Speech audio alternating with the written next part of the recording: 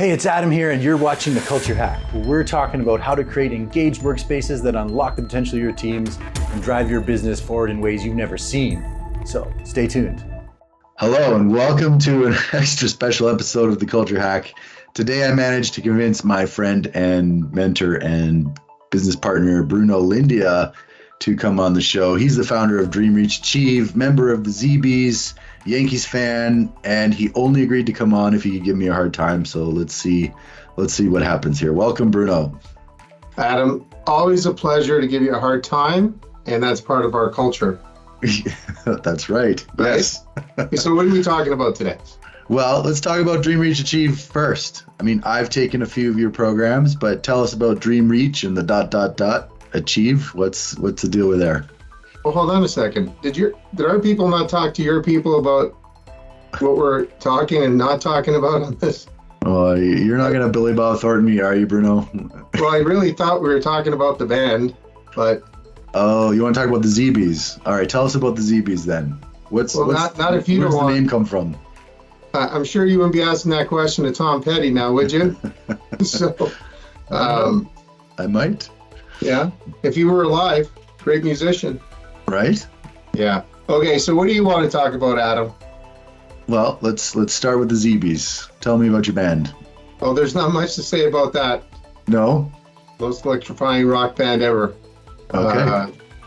Yeah, we just finally got it together, and ZBs are born. That's basically what it is. You know. Gotcha. Okay. So when you're not playing in the band, are you saying it's a hobby?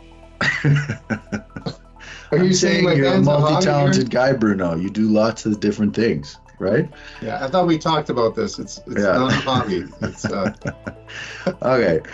Okay, we're taking that interview to the next level, right? So for those of you who have no idea what we're doing, we're kind of putting a little parody on Billy Bob Thornton's interview years ago when he was... the only thing I needed to add, Adam, was, is this live? Are you sure this is live? All right. Okay, so let's start over. What are you going to talk about?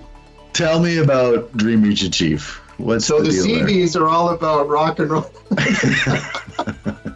Dream Reach Achieve is a peak performance training program. It's a company that I founded, and the fun thing about that, and not so fun as you probably found out, in your group, is dream is meaning, make sure you fully understand where you want to get to, right? A lot of people talk about that, visioning and all that. Reach is basically chalking it, writing it down. Mm-hmm. And then there's achieve, that means, looking at your outcomes. The one thing everybody forgets about in our little logo is, you remember the little ... Yeah, so it's dream reach ... And that's the killer right there, right? Yeah. And we had a little fun when we started talking about the band and all that kind of stuff. And there's no hobby in ... right? Mm-hmm. And I think that's the biggest thing that you're going to get out of the programs. If I can, maybe encourage people to look at it and see if you actually are a good candidate to get enrolled, right? Because we do have an interview process. Yeah, I mean, it's the ... Everybody can dream. Anybody can, reach for it and talk about it all they want. But boy, oh boy, to get that band on stage is a lot of work. Right? You got to get in there and get your hands dirty and try a lot of things and fail fast, right? Well, yeah. I mean, as you guys probably found out early on, we didn't even really know each other. That's how our relationship started. Was mostly, you were willing, you and your great partner Caitlin and your company. You guys were willing to do something extremely uncomfortable to get to the next level, right? And that's your transformation workshop. Do you remember what you told me the night before? So I'm like, you're gonna cry? Just like you're like, it's either going to take the company to the next level or break it apart, I think is what you said. Yeah. Well, can you repeat that? Because I remember that, but yeah. But I do think it's true, and you've got maybe some interesting stories about business partners coming together and maybe things left unsaid or different visions, and it can be difficult. Any stories you care to share when you've gone through this type of stuff? Well, the best story I can tell really is that I've kind of been a bit of a lone wolf. I had a couple of, I guess, short-lived, like companies or something like that. They were really like companies didn't work out, but they were like, joint ventures or something like that. Mhm. But really, the lot, I don't really have partners. Part of the reason you really need to understand yourself. So this is one of the stories that you really need to understand yourself and know why you need partners. And I brought it down to three things. Number one, you need the capital. So you're hooped, right? So you need the capital. So you got to bring in a partner, sometimes a bank. Whew, don't bring in a bank. Secondly, you might need it for intellectual capital. Like they got the gadget you don't have, right? Or the list or the Rolodex or whatever they call it these days, the leads. And the third one is to make you push yourself to a new level. And you guys call it culture. I just call it, basic behavior. And it surrounds you with people that just pushes you to be better, a little different than you used to be. And the one story I can tell you really is the company Megapix, which basically owns YYC and 13 other cities across, and you guys are involved in it because you guys are our agent YYC and doing a great job. The three partners that I have are amazing. And the great thing that makes us amazing together is the fact that I don't think any of us really need each other. Like we can run our businesses separately and life would have been just good. But putting together, different parts of the team, you need to respect each other. And I think that's the big thing. I'm going to knock on wood here that, things keep going on, but we each bring something to the table, both IP, the money part we weren't too worried about. We didn't want to raise money. And that's probably the best story I can tell you is that even if you're not making a ton of money, even if you're not breaking records, there's got, the pandemic that's slowing you down. The biggest story is really appreciating the person for what they bring to the table and trying to get something out of that person's quote unquote behavior to make you better, right? We're all tempted to say, I hear a lot of stuff about culture and I get beat up on, I don't really talk about it anymore because we just have different opinions about it. And I think a culture is letting people be who they want to be. And it's okay to do that at home. You can be whoever you want to be, but when you're on the field, when you're on stage, when you're on camera, you know what I'm saying? You got to take it to another level, and we have to have a little bit of expectations. And we were joking around at the beginning saying, hey, did my people not talk to your people about, we're talking about my band, right? Sounded humorous, we're joking around, but let's just say that was the case, right? You really, really need to understand your place at work. And I think some people bring their home problems at work and they expect me to figure it out. And I don't know. I don't know how to solve 99% of the problems out there, right?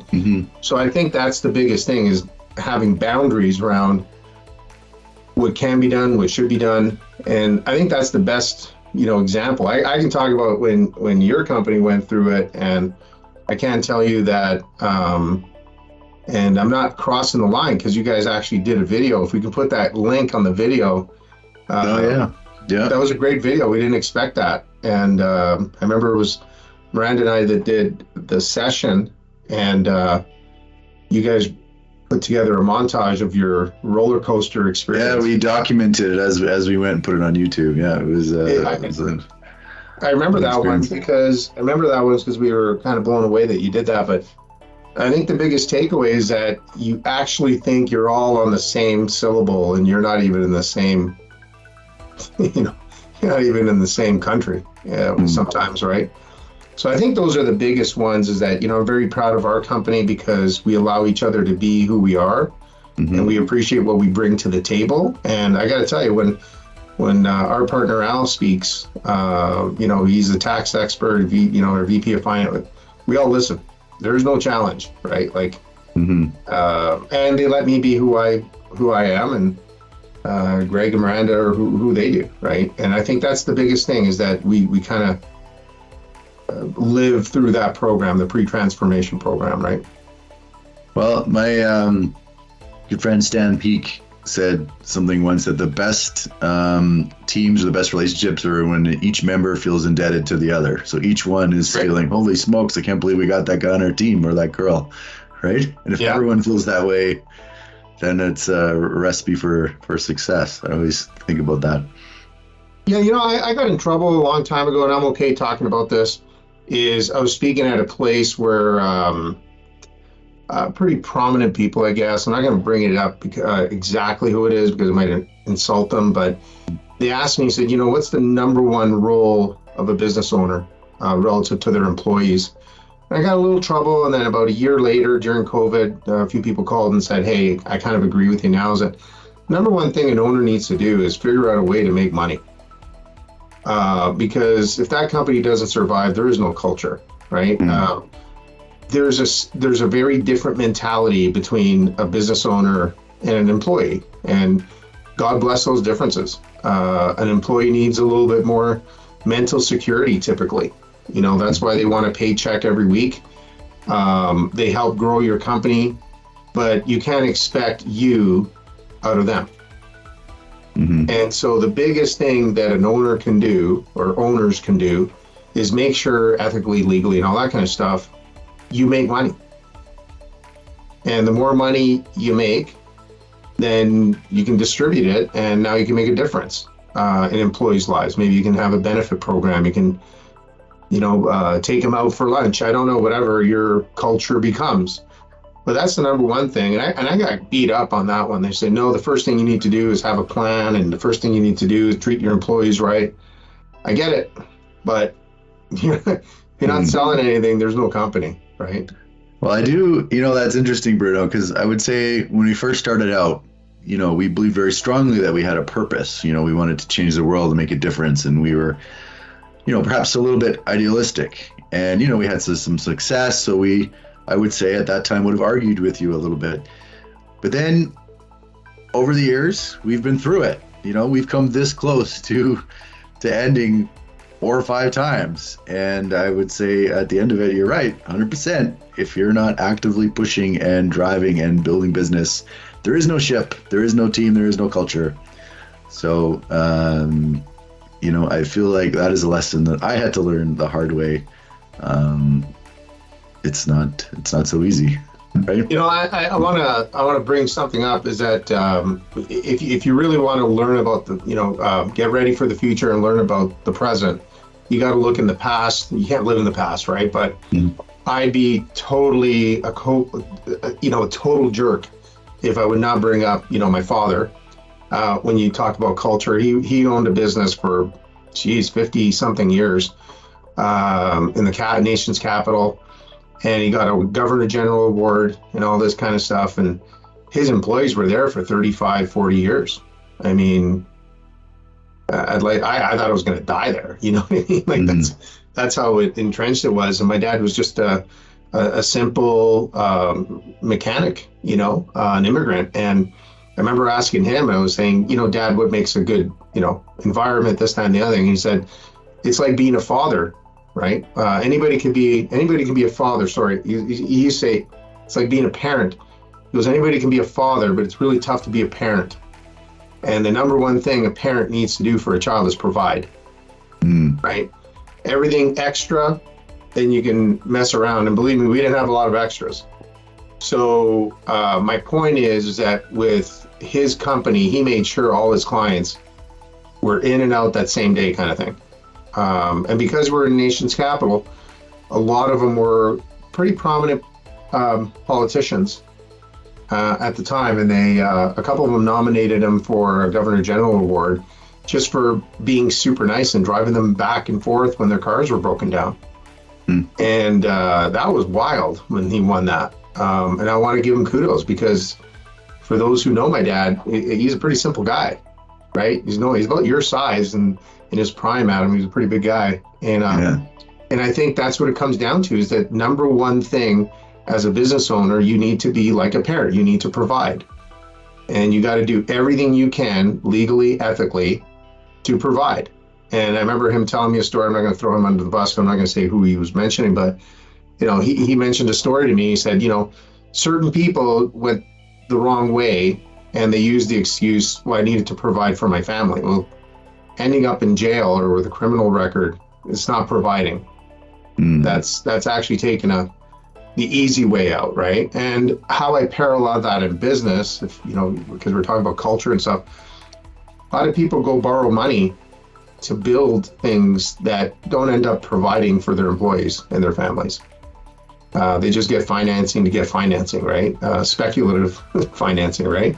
So you got to be really careful. I mean, employees are the ones that are going to drive your business, and so just like your kids, you got to provide for them when they're kids, right? And so that's the biggest lesson I ever learned about providing. And I'm not popular when I say it. I'm very, very clear.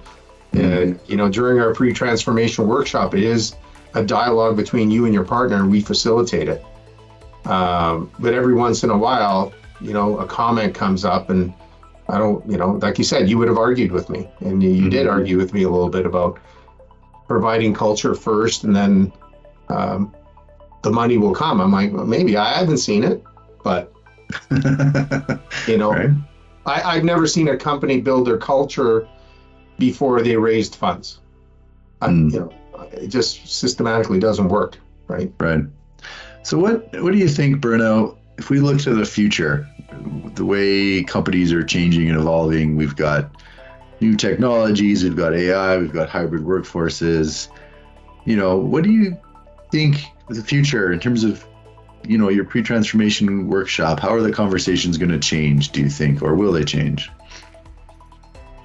Okay, so fundamentally, and I like to give credit where credit is due, my personal performance coach, I met, Ray Para, pick up his books. He's amazing.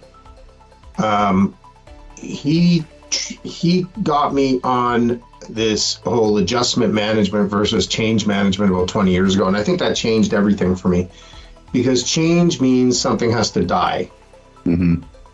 Like I know you're a big superhero guy, but who is it? Doomsday has to come over and blow up the earth, and then we come back as raccoons or whatever, and that's change, right? So I think the biggest thing that I could suggest, and I try to suggest to anybody who asks me this question, is we're not really in change management, right? Nothing is going to really change between now and tomorrow the next week, and from that week to the next week. Everything's going to get adjusted slowly but surely, okay? And I don't know, I talk to Ray very often, and we have these discussions, and now it's more dialogues. He asked me to co-write a book, and we wrote that, so that's the biggest compliment I can get. But we keep talking in the same lingo, is that once you start talking about adjustments, you breathe a little bit better, right? You don't change your golf swing, you adjust it. Right? You don't change the way you do business, you just adjust it. And the big word that kind of drove me crazy during the pandemic was pivoting. It's like, I'm not a good basketball player, so I can't pivot. You know what I'm saying? So, and I'm kind of like, I like to plan for, I think you've gotten to know me, you and your partners, right? Every day is an adjustment, right? Every single day is an adjustment to your path scripts and your sales, your product offering, how you speak. They're adjustments, but if you change everything, then it's kind of like Air Canada is no longer in air travel. They change it and they're into mining. That's change, right? Adjusting means their seats are a little closer, because that's all they do is get seats even closer, right? So they can fit more sardines in the can, right? That's adjusting, right? And I think if you approach it that way and know that there's going to be several little adjustments from here to there, to there, to there, to there, we're going to be able to navigate the future. The one thing that I've learned is that, and again, I think you and your partner and your businesses have found this out about me, good or bad, is that I like to plan. I like to if it might be a sports thing or a music thing, is that if this happens, then I can do this, if this and that, we call them paths. Remember, Adam? We call them their paths, right? Kind of like your decision trees, because you guys are smart engineers, right? And I'm thinking, I'm going to try to plan for everything I can, kind of like the Batman utility belt. Nice. Right? But the one thing Batman cannot plan for is a meteor hitting the Earth. He's hooped. He's got no superpowers. So that's the only thing that I leave to Superman. I can't do that. But if you plan for every little adjustment that could come down your way, and believe it or not, once you sit down, say on our pre-transformation workshop, and we build those expectations, remember, Adam? Everybody's like, oh, I have a ton of expectations of my partner or my employees. Really, they come down to 4 or 5. They're just worded differently. Remember that? So I think that's the best way for me to go down life, is that I try to plan for everything except for a meteor hitting the Earth. I can't do that. I need the Justice League for that, right? So I think that's kind of how I'm planning for it. I know I'm going to get older, and I know I'm going to get weaker, and I know I'm not going to be able to run as fast. I know that's hard to believe, right, Adam? I can't even imagine. I know, with the Puma-like reflexes is crazy. But so if I'm planning to run a 40-yard dash in 4.5, when in 10 years from now, there's going to be a few adjustments to my attitude. Like, I'm not going to be able, I don't know, there's no way, right? So that's the biggest thing. And if that goes into succession planning, everybody's made a big thing about business continuity and business planning and blah, blah, blah, blah, blah, blah. And they try to figure out the meteor. And I'm like, it's really not the meteor you have to worry about. It's how do you encourage the person I want to take over my business to come back tomorrow? Forget about next year, right? How do I want them to get up this morning and get on the treadmill with me, at the same time, and even go faster? So I think that's, it's a long way to me to answer, but it's plan what you can plan. And they're all adjustments. And if you view them as adjustments, then they're a lot easier to navigate. Okay, so adjust and breathe easy. I like that. I'm gonna steal that line, Bruno. And I do appreciate the Doomsday and Justice League and Batman references. Those are fantastic. So greatest superhero in your mind, who is it? Greatest superhero? Mm-hmm. Ooh, it's a tough one. I guess I'm gonna have to go with Superman on that one. You think so? Can't argue with that. Yeah. Well, I think it's Batman, right? Yeah. Yeah. No superpowers, right? He kicks ass. Fair enough. Right? He's the lead strategist of the Justice League. Right? He's the lead strategist of the Justice League. Right? He actually navigates the plane. Okay. All right. Right? I'll give you that. All right, cool. Well, Bruno, thank you so much for coming on the show. This was super fun. Now we're not talking about the band. And have fun with the ZBs. I can't wait for the album to come out. And anyway, thanks, Bruno. Take care. Thanks, Adam. Hey, thanks for watching The Culture Hack. Do you want to chat culture and engagement? Give us a call and come on the show.